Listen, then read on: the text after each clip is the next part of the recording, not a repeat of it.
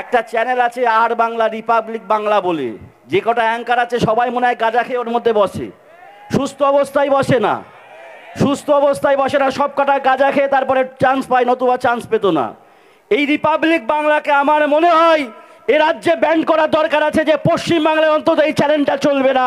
এই প্রতিবাদটা আমাদের তোলার প্রয়োজন আছে। পাগল আছে আমাদেরই রাজ্যে, আমি নাম করেই বলছি, শুভেন্দু ওর বাংলাদেশ নিয়ে বড় মাথা ভেঙে চাল পড়েছে। বাংলাদেশের সঙ্গে ভারত যুদ্ধ করতে যাবে।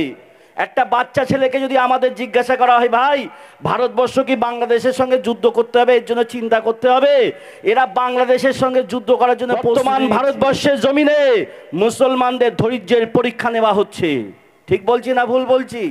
গোটা ভারতব্যাপী মুসলিমগুলো চুপ হয়ে আছে, তাদের বিরুদ্ধে স্টিমারের রোলার চালানো হচ্ছে, বিভিন্ন রকমভাবে অপমান করা হচ্ছে, ভারতবর্ষ থেকে মুসলমানের নাম নিশানা মিটিয়ে দেওয়ার চেষ্টা করা হচ্ছে।